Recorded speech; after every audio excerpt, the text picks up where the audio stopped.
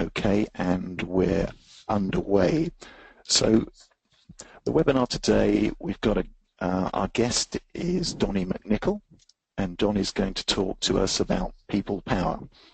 So it's great that you've joined us. We can see the number of attendees going up all the time. We're up to about 40 now, so that's really good. I'm Merv Wyeth, and I'm part of the virtual events team that are putting together this webinar and a series. So, okay, what we're going to cover in this People Power is how to improve your personal, your team performance and adoption and practice of project management. The presentation will introduce a number of concepts.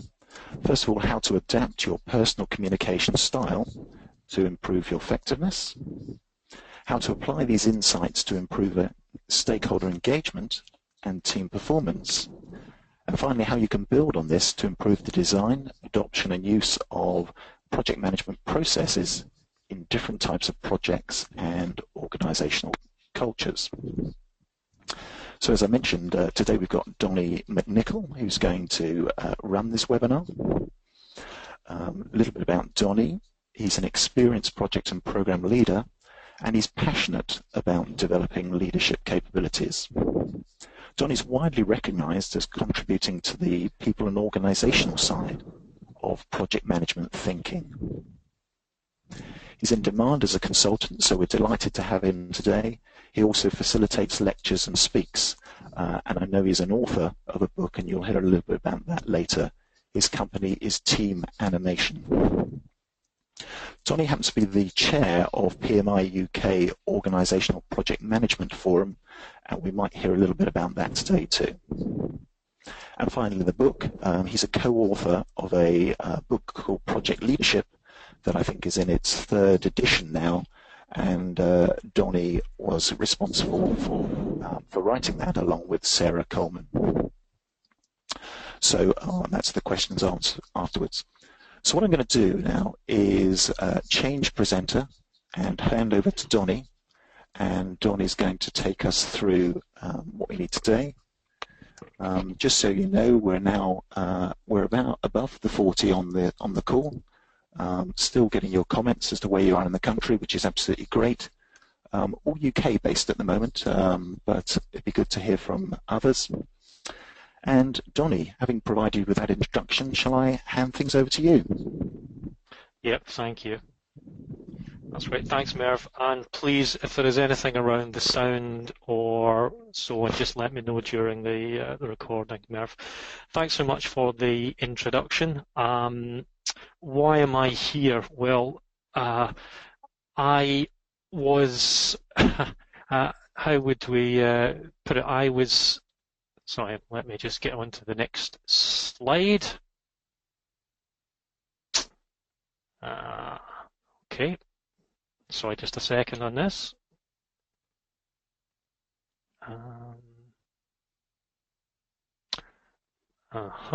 Right, sorry about this. Right, there we are. Sorry, that photograph is meant to come up. Sorry about that small technical hitch.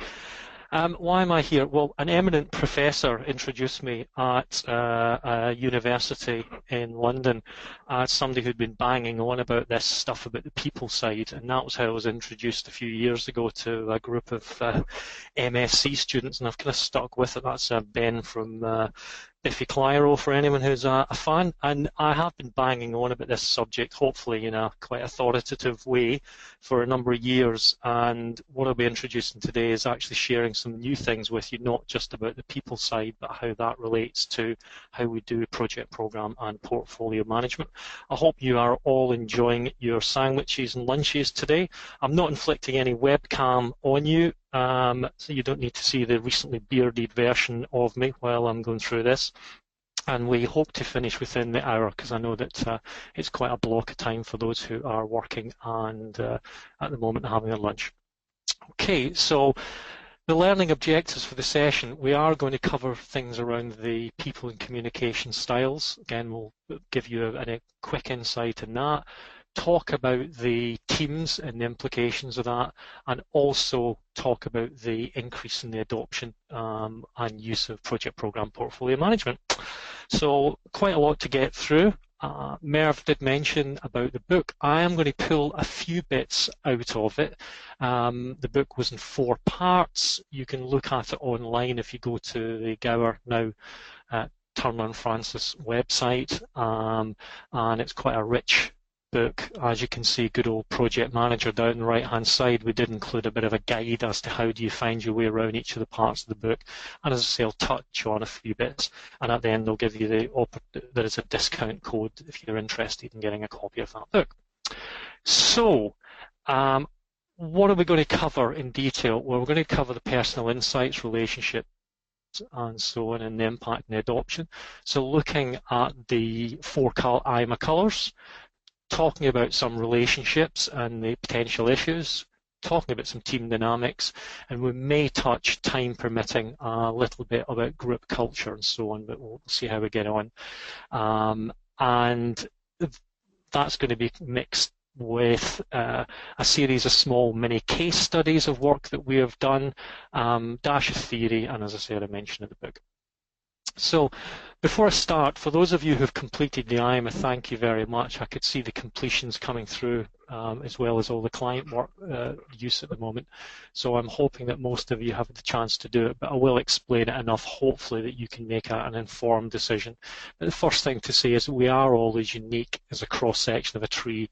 And if you looked, something like personality is right to the core of who someone is.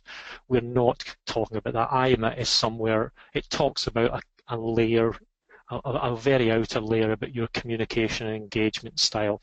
It is not a personality shape or form. It is a diagnostic just to simply give you an insight about communication and so on. So that's the first thing to mention to you. And IMA itself, well, it is similar. I'm sure a number of you have used Myers-Briggs. It is a colour-based model. There's lots of them that use colour.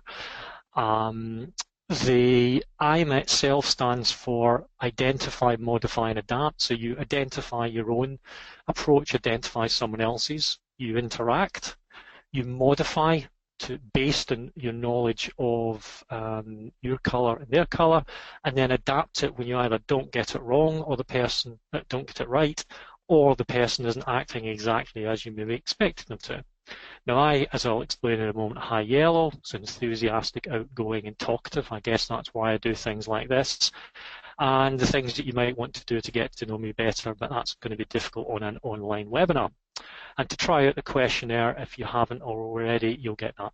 I will, at the very end of the presentation, point you to a whole series of resources and things, and also ask for your help with some research we're doing and some ongoing work. So I'll pick up on that at the very end of the webinar.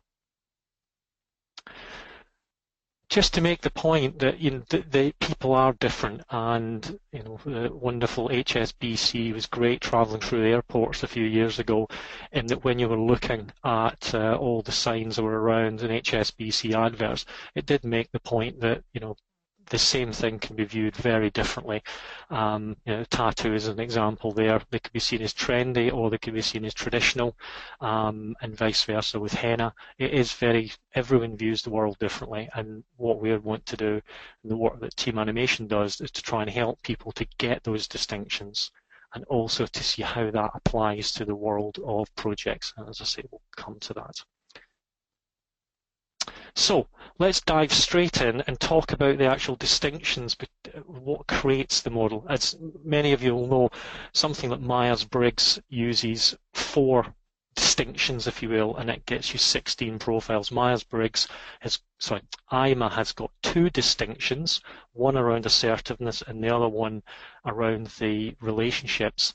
So I'll go through each of these quickly just to give you an insight. And for those of you who haven't done the IMA, if you try and make a decision about which side of the spectrum you're on, then that'd be helpful to allow you to identify what colour best describes your profile. So the first one is around openness. So it's the readiness and willingness to share, show feelings, enter into relationships, initiate them, and so on. And if you've got 2 ends of the spectrum, if you will, You've got people who've got a very open view of that. Their orientation is towards relationships. Crudely speaking, their thinking is more right brain. And at the other end of the spectrum, you have the people who are more self-contained, guarded. Orientation is more towards task. Now, what do you get with each of these? The people on the right-hand side, they tend to wear their heart on their sleeves, read like an open book, etc. You can read through that. And the people who are more self-contained, guarded, kind of take longer for them to warm up, like to keep a mental and likely even physical distance. And they make decisions based on logic. So decisions based on intuition with open, logic unguarded. So that's the first distinction. The second distinction is around a person's level of assertiveness or their need to move forward. So the way they deal with information, quick, sharp, the way they deal with situations, wanting to assert their right to say, their right to assert and direct and be forceful and move things forward. So the two ends of the spectrum you have, if you will, non-assertive or slow as in to assert, not in any other way, and assertive as in fast, and they're fast to assert themselves in a situation. So the non-assertive tend to physically even move at a slower pace, make decisions at a slower pace. They tend to be more compliant, cooperative, supportive. And at the other end, assertive, they move at a fast pace, tend to be outspoken, dominant, talkative, and so on. So, if you will, we've got two ends of the spectrum, and when you put them together, you get the four quadrants, which you can hopefully see now, and you get the four colours. We are not trying, although it's shown as boxes, if you will, four quadrants, everyone is a mixture of all of the colours, and we need to keep that in mind. And that's why they are classed as high red, high blue, high green, and high yellow. And it's a kind of generally the comfort zone. People, of course, can act in other ways and can perceive the world in other ways, but there tends to be a comfort zone. We've tested this and used this now with about 3,500 people, and with all sorts of organisations, and I'll go through a whole series of case studies. So let's just look at each of the people. Now I realise this is quite a rich slide. If you did complete the IMA Advanced, you would have seen the sheet that provides this information, but we'll give you a link so that you can get all of this information, and also how to get a copy of the slides in the future with all of this information. So blues tend to be warm, supporting, nurturing, very good planners, they're persistent, and they're good with follow through. And there's some tips here about how to get to know me better. So if you are any other colour, you may well want to take that note. Greens, more analytical, persistent, systematic. They like process when they work well. They like to see tangible results, and they will research and so on, whereas possibly the blue would.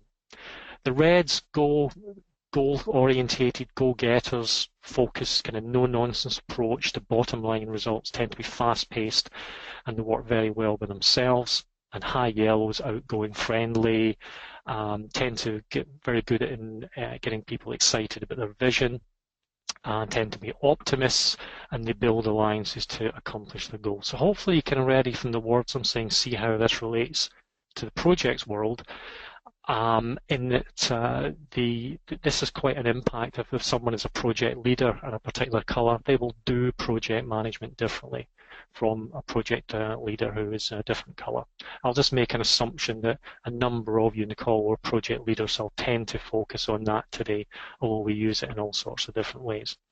So that's that, and to kind of boil it down to some core strengths. The blues will make certain that ideas are carried out, bring stability to the group, certain that detailed greens are covered and that project's done well. Red will keep it focused, insist on results when achieved all the way through.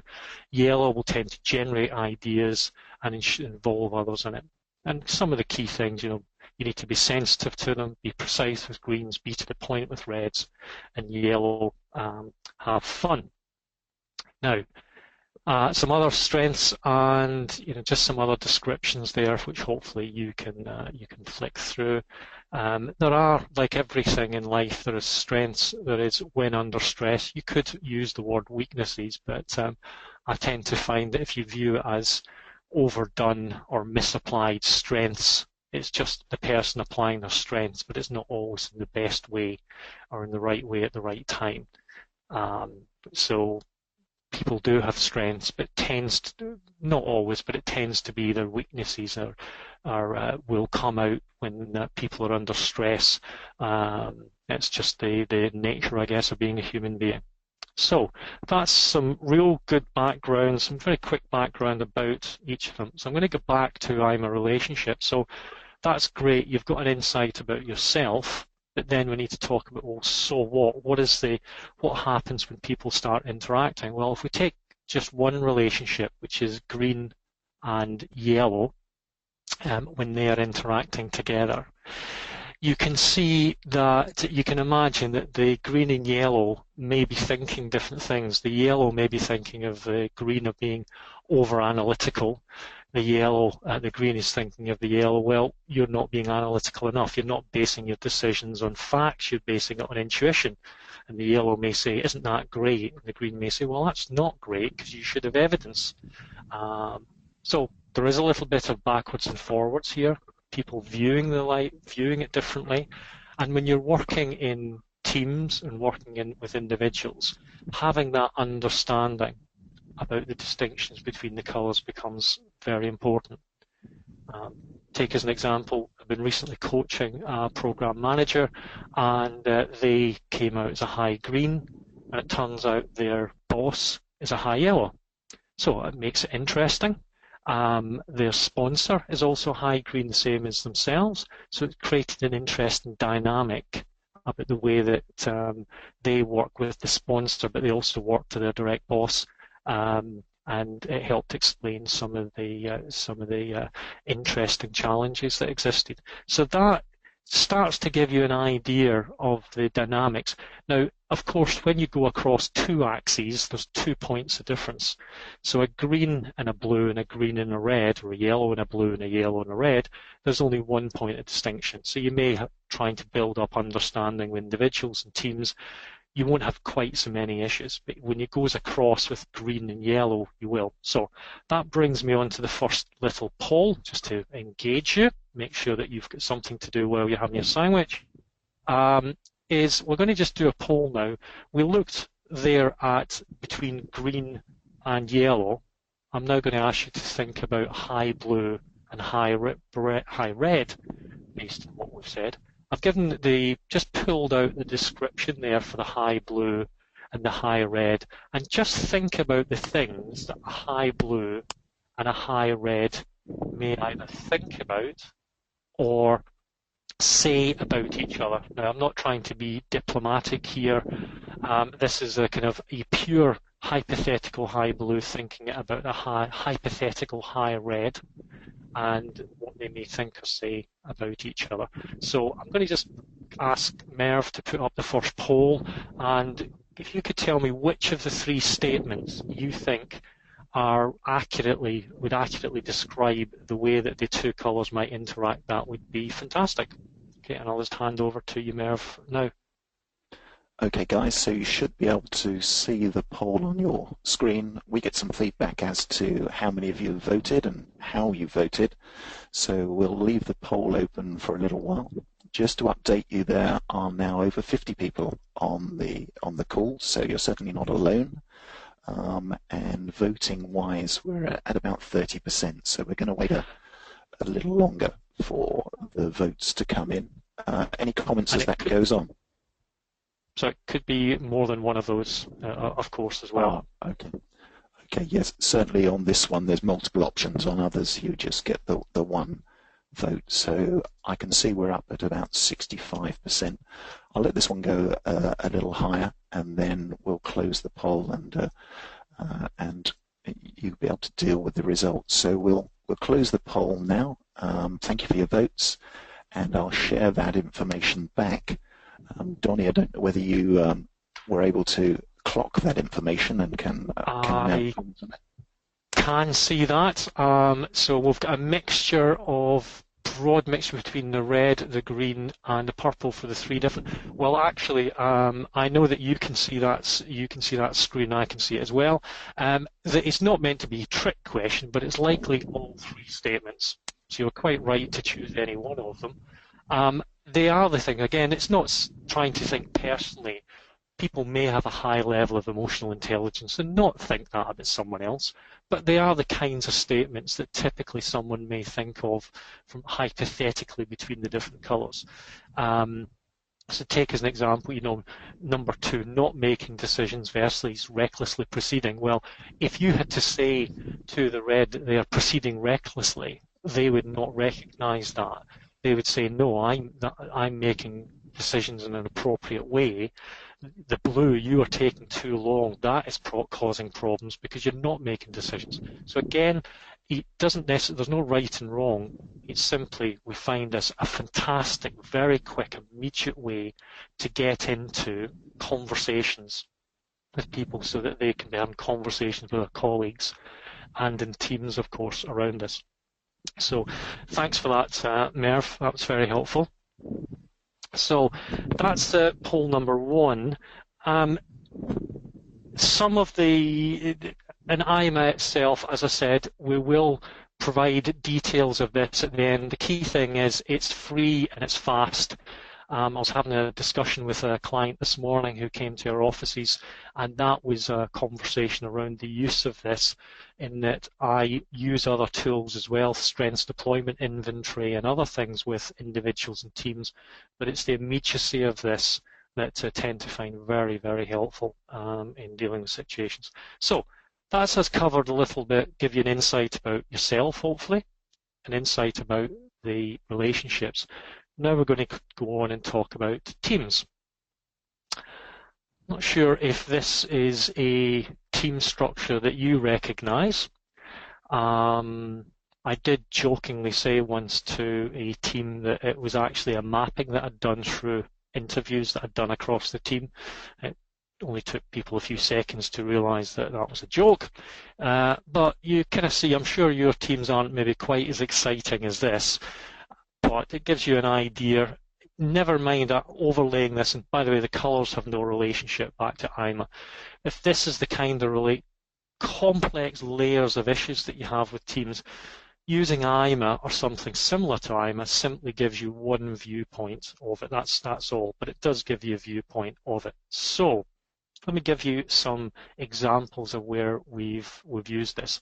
This was the board of a construction company we did work with a couple of years ago, and it was interesting in the 5 reds and the 1 green were all directors, and the blue, who was the HR manager, was a manager, not a director. Again, it kind of told something. And they talked, the MD found this very insightful because he started to realise the impact that it was having on the decisions that they made as a business. And with 5 reds in a board meeting with a blue and a green, a blue and a red, so a blue and a green, it meant the decisions were made tend to be very quick, didn't necessarily need evidence, and it was seen as a strong point. But there were some decisions made that they were far from ideal, and that the green and blue had tried to point out at the time, but that had not been taken on board. So that's one example. I'm going to come on to your team structure in a moment. Another group, this was run actually just last week with a third of the senior management and board of a bank in London, and this was the way that the profile came out.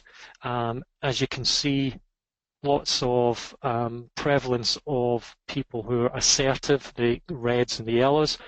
What did that typically mean? Well, the bank, when it came to, I'm just taking a projects portfolio view, didn't necessarily have the structures and processes in place, and but the finance director had the insight to see that they should have a more structured approach to it. So it helped explain culturally why they hadn't up until quite recently, but now they had a huge discretionary spend on projects, and they felt they needed to formalise their portfolio process, not to stop the decision-making and creativity of the reds and yellows, but simply to give enough control that there was some level of comfort in it. So imagine for a moment that you are all a single project team.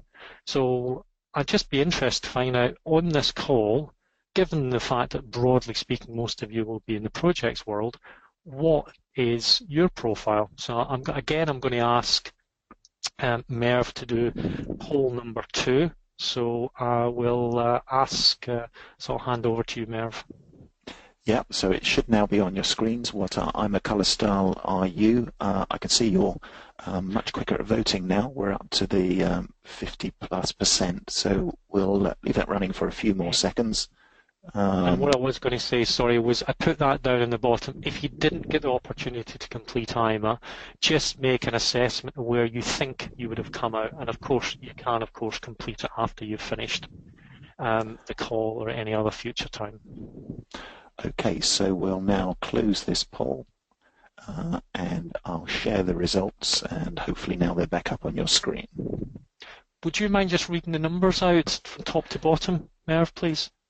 Yeah, so and actually it's interesting the way that GoToWebinar changes the colours. So this you might find this difficult, but high green at the top is 30%, high blue is 33%, and then a little lower down the scale, high red is 25%, and high yellow is 13%. Right. Okay. Thank you.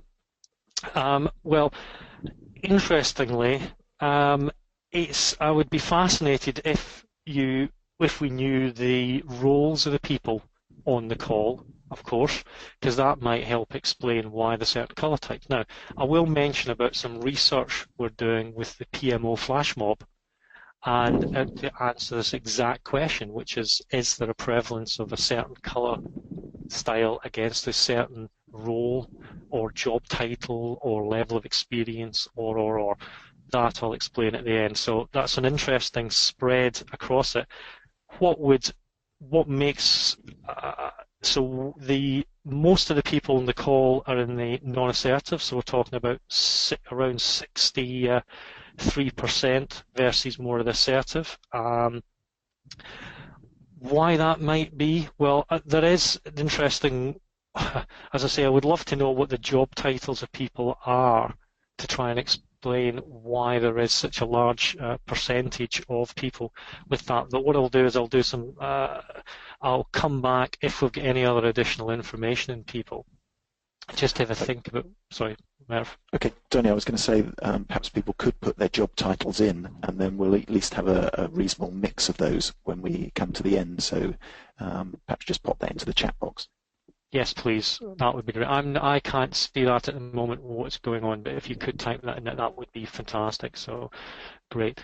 So interesting, quite a high prevalence of the high green, high blue. I would expect certainly a large number high blue, the highest percentage, because it's people-centric. So it likely is of interest to people with a high blue colour style because it is people-centric.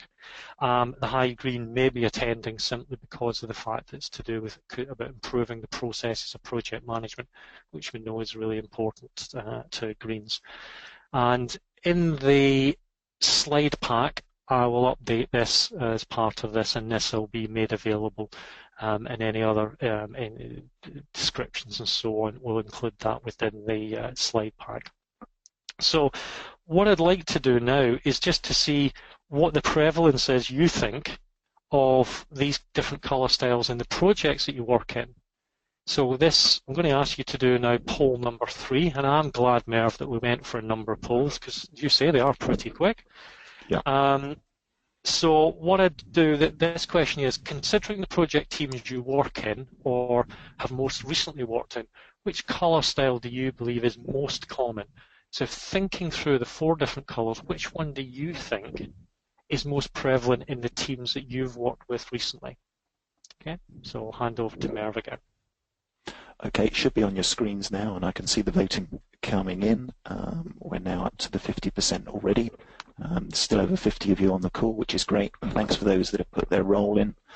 We're now we're getting up to, let's see if we can hit 80%, just a few more votes. That's great. Yeah, we're there now. So I'll close this poll. I'll share back the results. Donnie, do you want me to read them out again? Yes, please. Okay, so the high green is 35%, Yep. The high blue is 27%, high Yep. red is 30%, and then Yep. high yellow is a low 8%. Okay, great. Now, before I say anything on that, what I'd like to do is then ask you to do a second poll. If that is the most common that you believe, the only thing that's now changed in poll number 4 is which one do you think is least represented in the projects teams that you've worked in recently? Okay, so this one is now launched. Same again, seeing the votes come in.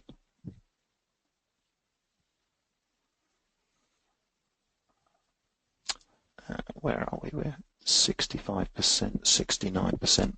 I wonder if it's the same people not voting, but it would be great to go a little higher. 75%. I'll close this poll and I'll share back the results. There we go.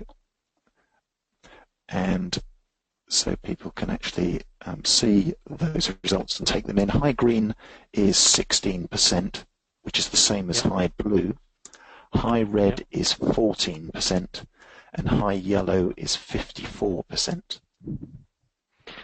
Now, needless to say, categorising myself a high yellow, deeply disappointed because high yellow is critical in any team, he says lightly. Interesting. Now, this is the kind of analysis we do with teams. So we can, because the tool's easy, so you can go away and do this analysis if you feel comfortable with it. You start to make assumptions thinking, well, high yellows don't necessarily work well in an organised, structured environment because they like to be very flexible, they like to challenge, they like to come up with new ideas. And depending on the project's world that you're in, of course, all of you are going to be unique, so I find it hard to do any form of detailed analysis. It may not be that yellows their strengths are seen as strengths because they don't necessarily fit with the way of working. I'm very conscious as well that you may be writing questions at the moment and Merv may be taking them down. So I'm conscious some of you may be thinking, oh, well, that's true or not true. I've got a question around that. So please put questions down. But that's interesting that it's high yellows. Often in project environments, the other colour that is usually low is the high blue. And the high blue tends to be, again, very broadly speaking, not valued as much simply because there tend to be people who get on with the job. They're not putting themselves out there. They're not about the task and getting the task done, but about the relationships. So again, very broad brush from the work and analysis we've done, and from a few more examples I'll share with you. It's one colour that isn't shared. So thank you very much for that. It's very helpful. Right, thanks, Merv. Just a couple more examples just to show you. This was from, we put a project and program, project and portfolio delivery framework into a high-end marketing design agency recently, and this was the makeup of the working group who were representative of the project's community, high red and high yellow. The implications were that they didn't necessarily have a focus on structure and process around the organisation. And actually, there were 2 people recruited which we were involved in. One was a portfolio coordinator, and what that brought was some more structure and process into the organisation about they did it. So we had to also position the framework so that it appealed to the high reds and high yellows, because they didn't want anything that was too restrictive or overly what they perceived bureaucratic. Then a bigger example here, this was from a very large international transport design team who happened to be working in a very large rail project, which you might be able to guess. And this was just looking at the design team. So that's the collective view at the top. There was a lead British designer and there was a European designer. And the workshops we ran were focused around the dynamics between the team and the shift when they were moving now to a new type of work, and they had to go off and build relationships within the client body to allow them to ensure that they would carry on with future tranches of work. So we're very interested about this breakdown and structure and who had what particular colour style. And we used other layers of diagnostic, not just IMA, but this was, they found, very immediate, and it spurred a lot of conversations. Now, hopefully you could think about your own projects team and the implications of it. So just one more example here.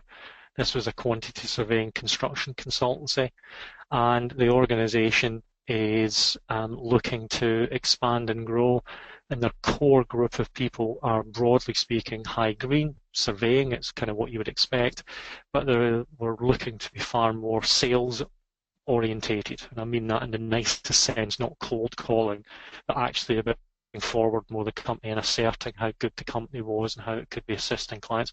So this was an interesting insight, as well as, of course, about there's some dynamics, interesting dynamics, and also some interesting things about the way they applied things. So exercise the team dynamics. Here's I've included this in the slides. I'll leave this with you. You can pick up in this after the recording of the slides. The team dynamics, how colours are dispersed, what colours are missing. You can use this very simple set of questions and apply this with your own team. If you've got a conversation with them, you've got some of the resources, as I say, available to do that. And people have often said, well, what's the ideal project team? Well, I don't know, the high red, if you had a mixture. We ran this recently with a big aviation company at the start of an MSc at Warwick, and we had the tables all set out and mixtures of people and actually teams that they worked in, and there's big debates about what the ideal project team. If it was all a group of high reds, you could imagine what it would be like, or high yellows, blues or greens. And if it's a complete mixture, that's great, but of course there's very different types of people all trying to come together and work together. So again, very interesting to think about the dynamics of that. So the last bit of the presentation today is now about the bit that I think is hopefully quite groundbreaking, which is how do you apply this type of insight? And I've just touched on some of the insights you get from these types of diagnostic, but about in project management. Well, if that's the world that most people in the projects world associate with project management, not all, that's not necessarily the way everyone views project management, and thankfully over the years it has changed. We're looking to make more of a bias towards not the people as one, the process as one, and it equaling 3. To be fair, I think the equation would be better being 1 + 1 = 2, because at the moment the people on the one side don't necessarily apply the process, and the process on the other side don't necessarily support the people. So even 1 + 1 = 2, I think, is actually stretching it. If it was 1 + 1 = 2, then we'd get an awful lot more success across the board in our projects and programs. So we've realized that, all of these things we've talked about with IMA, they impact the way that people work. Teams are made up of individuals, they have their own communication working style. So it's all very important. Project management program portfolio management frameworks currently take typically a one-size-fits-all approach. They provide good practice and knowledge and process, but make no allowance for the different ways in which different people perceive, understand, and implement the practice. And what we're doing is looking to address this vital impact through the work that we're now doing by understanding that. So the aim of the work we're doing currently is to enhance the ability to implement and benefit from these different management functions, and then understand how to adapt it to not only the context of the project and program, but also the people that you actually work with. And this is research work that we're now doing in a whole series of different ways, which I'll describe in a moment. So ultimately you get people plus process equals success, so the 1 + 1 = 2. So just thinking about, starting to think about, what do you mean by people? How does a person impact this thing? Well, the way they perceive it differently. You talk about risk management, they will perceive what risk management is for. They will design the structures, processes, the templates that we use differently, and they'll want to see a different design. They'll adopt it quickly and easily, or they'll adopt it over time and they'll only use part of it or not. they'll deploy. Some people will deploy very in a cold way, in a very direct way. You will use this and you'll use it now. Some will deploy it by talking it through individually with team members. They'll use it differently. They'll involve others. Some colours will not involve others in certain things. Maybe let's just take an extremes. A high green may go off and do risk management on their own. A high yellow will want to run workshops and get people together. They'll adapt it. Some people will not aim to adapt it. The reds and yellows would look to adapt it to suit the situation. The sustain its use, learn from, they will learn from others, and they will share knowledge differently. So I'm just trying to give you an idea of, if you understand the people side and then the different types of individuals, each of those, if we even just crudely simplified it down to 4 different colour styles, will do each of these things differently. And yet we're surprised about sometimes the level of adoption and success of project and program management. It seems to be a no-brainer for us that this is an important, really important area. Now, I'm going to then share how we've been able to do it, but let's just first of all just take what I said about risk management.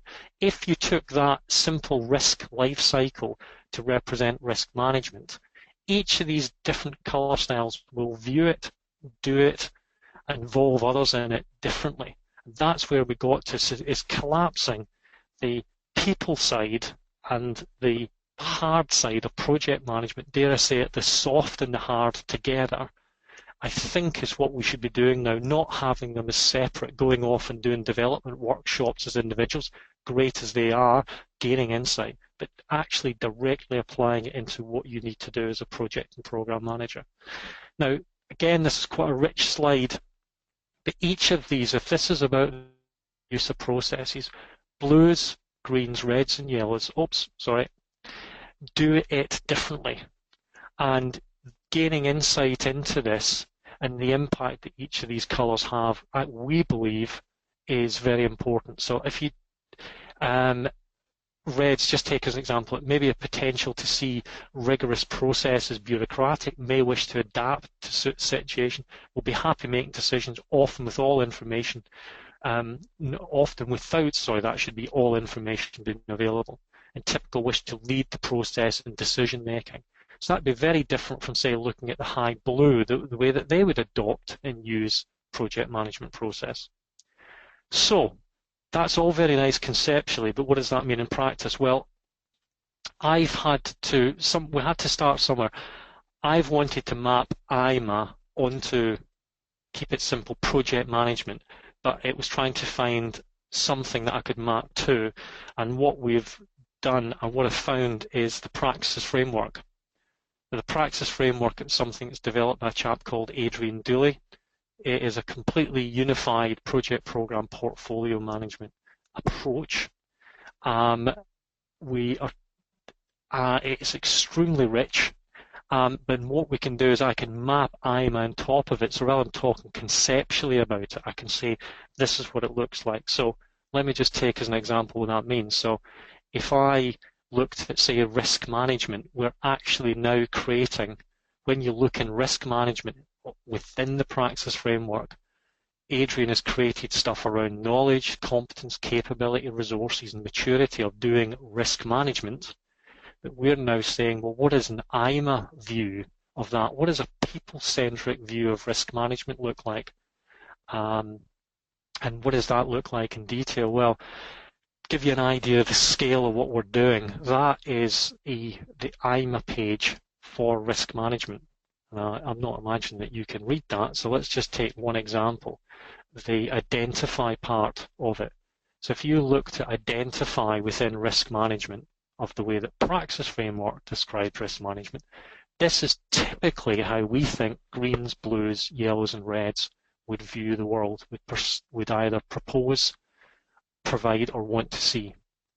Now, so what good does that do? Well, the green goes in, they may read it and hopefully say, yeah, that sounds quite accurate to how I would likely go about doing identify. But they could likely also look and say, well, actually, I wouldn't necessarily do these, or these are other approaches, other things that I could either be doing or thinking about, and they could be looking at these colours. So the whole of this model is meant to not just to give an insight, but also to help people to think, what could I be doing differently? How could I improve performance? Or does this explain why during the identify, most of our team tends to be green or blue, and they tend to focus on doing these things and not these things, rightly or wrongly? So the model's got a number of different uses, and these rich pages that we're creating are going to be viewed and done in that way.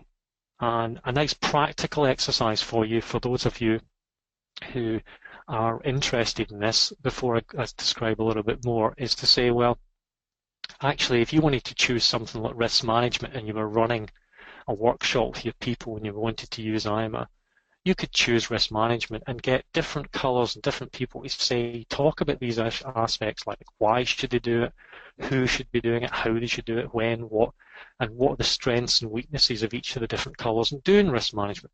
A great type of exercise to do with your teams if you want to be looking to try and improve the way you do a particular function. You could take this right up to project management or program or portfolio, but just choosing a particular aspect like risk management would be very good. So you can see it's quite a rich view of the world. What we're trying to develop here, we think, is actually a potentially dramatic impact in the way that the project management can function. Adrian is just as committed to it as I am. When he recently got asked by his wife why he was spending so much time updating and working on the Praxis framework, he told her about this approach, saying, well, of course, people view it differently, do it differently, and it's just at the moment, it's just a single view of the world that we put forward. We don't take into account the different colours and the ways of approaching it. When his wife responded back, said, are you serious? You seriously don't take into account any differences of the type of people and how you're supposed to apply this stuff? And he said, well, no. And at that point, he realised that, yeah, of course, it's almost stating the blindingly obvious, but that's where this piece of work comes in. So at that, I'd like to do last poll of the day, which is, given, and I'm very conscious that we've gone through this very quickly, given what I've just told you about the work we're planning to do in mapping a people-centric view of project program portfolio management, making it accessible to people, making it easy for people to improve their performance, we think it could have a percentage increase in the performance of the way that projects and programs, ultimately the success of them, because they'll be able to get much greater levels of insight about the people side of the way of doing projects and how projects are structured, and so on. Be very interested in your view, just given that 10-minute overview of this, whether you believe that this would be of value to the profession or not. So there's 4 options, from strongly agree to agree, disagree, and strongly disagree. Just a reminder of the aim of the work, very personal-centric view of the aim. So I'd just be interested in this. You may have, Merv, if I can hand over to you, please. Okay, and we've been a little preemptive here and launched this, so I can see 60% have voted. It's great that 50 of you have stayed with us. I know we're almost up to time, and yeah, see your votes coming in, which is great. I think you're going to be interested in the results, Donnie, so yeah, wait just for a couple more to vote. That's probably about it. So if I close that poll, share the results back, and do you want me to read these out, Donnie? Please, that would be great. Okay, so strongly agree is 39%, and agree is 55%. So the total there, I think, is about 94, great. And then 3% disagree, and 3% strongly disagree. Fantastic. Do you know what, the interesting thing is the people I'd be most interested in speaking to are the disagree and strongly disagree, because of course it's actually about what is this, and are we not positioning it right, or ultimately will there be a percentage of people who just won't see the value in it? But thank you so much for everyone who's done it, and that's fantastic and overwhelming support for it. We are going to be, as Maya says, we are going to be doing Merv says 94 is a fantastic result. I've just got a few more minutes and then we're going to have some questions. How does this get applied? Well, there's broadly three things that we do, and we think that this insight from doing the Praxis IMA work will give us insights in the work we do with leaders, the development programs and so on that we do with people, the teams that we work with, and the dynamics and improving project team performance, and also the organizations putting in place the frameworks, the ways of working, and so on. So we think that this will be hopefully a real, from a personal point of view, not just the profession. I won't go through all of this here, but there is some fantastic stuff about the types of projects, types of success, and also organizational culture, all of which I did think there might have been a fighting chance to present on, but they're all real different insights that we use with teams. That they will be in the slides. So just to pick up and finish off on the possible follow-on actions. Well, one, you can use the IMA for free, and there are some links here. I think you will have seen those links already, and I've just spotted there's two eyes in there. That can't be right. That are available. There is also the discount code for the book. Hopefully I didn't bang on about that too much during it. There is, rather than me saying, please send me emails and I will send you the presentation, we're unsure about when exactly this pack will be made available, or the recording. So what I'm going to do is update this pack, and I'm going to put it as an article on LinkedIn. So the easiest way to see this and to hear about it and just check in about a week's time at the latest is if you either follow me on LinkedIn, I'm assuming most of you are on LinkedIn, or be delighted to connect with you as well straight after the session. Just please feel free. But I'm going to put in the pack everything. I'll even put the PMI slides at the start and end in there. If either of if you think these research projects are of interest, we're going to be launching both of them at Project Challenge. But again, if you're connected through LinkedIn, you'll hear all about them. One is the PMO flash mob.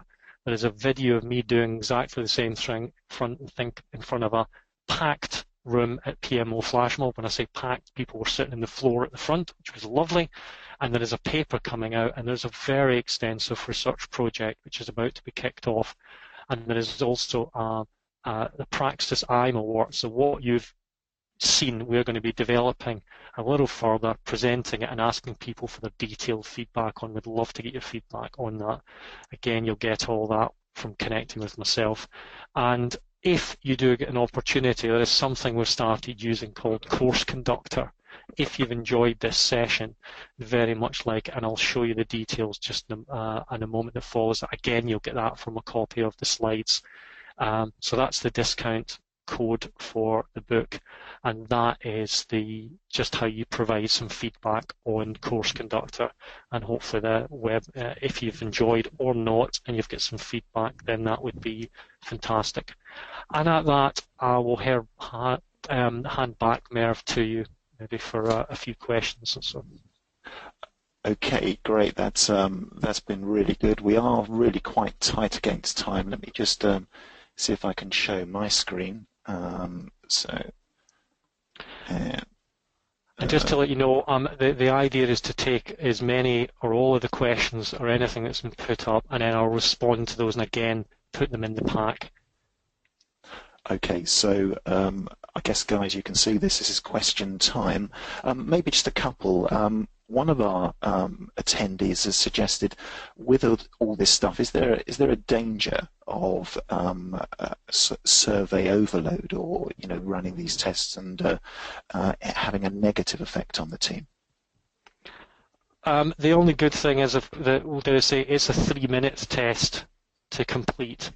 So it's one of the reasons we use it rather than doing something like SDI or Myers-Briggs that costs you money, takes time, and needs to have hours of theory put in front. There is more theory than I presented today that I share typically, just a little bit more. So if it was in detail, yes, but I'm not. Hopefully, the other surveys we're talking about, those are pure research, not. I'm going to ask you to ask your teams to do them. That's totally your choice. It's research for the profession that we're doing that. But no, IMA is 3 minutes. It surely isn't a huge request of anyone in the team. Okay. Okay, and another question really from myself. I'm involved quite a lot in benefits management, which is sometimes considered to be an afterthought and maybe the poor cousin of project management. Is this an area that will be included in Praxis? Does it reach out to other sort of related disciplines, etc.? Well, if I don't know whether we can go back on my slide, you don't necessarily to unshare. If I go back just to the view, we're doing that there just to give you an idea. Sorry. You probably need to share your screen, but yeah, sorry. You've got control. That's it. Yeah, good. Just going back, we've chosen 3 different areas or 4 different areas initially, and those areas are going to be benefits risk management. This is a very old hidden area, by the way, sorry, within Praxis, just to show you what we're up to.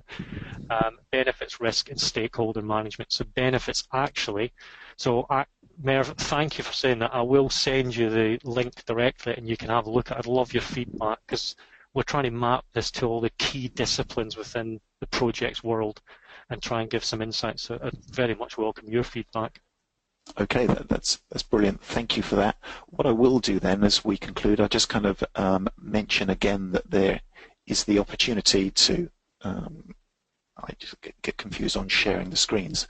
Can people again see, yes, I think they can, the view of your 7 questions. So, well, let me just thank Donnie for a tremendous presentation, some great insights there and a lot to think about. Thank you for telling us what your roles are. Not a huge number of questions, but I think that you guys were just kind of sitting back and taking it in. So that's really good. As I said at the beginning, this is an initiative that's hosted by PMI UK's chapter virtual events team. So a bit of a mouthful, but this is one in a whole series. As a result of spending time with us today, then you'll see as well as these contact details there, you can claim a PDU. You guys will know how to go and do that. There's a URL you can do against that, and that is the PDU code there that you can use. And as you might expect, the really breakdown of that hours PDU, we've divided into leadership at the 75% marker and technical 25%. So we had a reasonable discussion about that, but that's kind of where we are at the moment. So a couple of upcoming webinars. 6th of October, do please join us to hear a speaker, Monica Larson from Project Place, talking about business benefits through lean and agile management. And then on the 19th of October, Agile Leadership with a speaker, Jim Emmerich. And as I mentioned there, the virtual events team, as we plan these, would love to hear from you. And we're led by Alex Papajak. So again, please make contact with us. A couple of other upcoming events. I know that my colleague Callistus would like me to mention the UK Career Forum, which takes place tomorrow in London at the Galleria at 60 Queen Street, there from 3 p.m. in the afternoon. So the Career Forum, which I think is a first. And then, of course, Synergy, that many of you will be familiar with this year. That's on the 3rd of November. So do get in there for your early bird tickets. And then my colleague Dave Berwick from the Northeast area wanted to tell those that are able to attend about his equivalent of Synergy. That's on the 10th of November. And there you've got a couple of speakers. Dr. James T. Brown will join us from the States, a very good speaker. And then Jane Sparrow will join us in person to talk about organizational change and culture building, I think is her subject. So that's pretty much it in terms of today's webinar. We're up to time. As I say, do please keep in touch with us, and a great big thank you to you, Donnie, once again. Okay, pleasure. Thank you. Okay, guys, I will sign off there.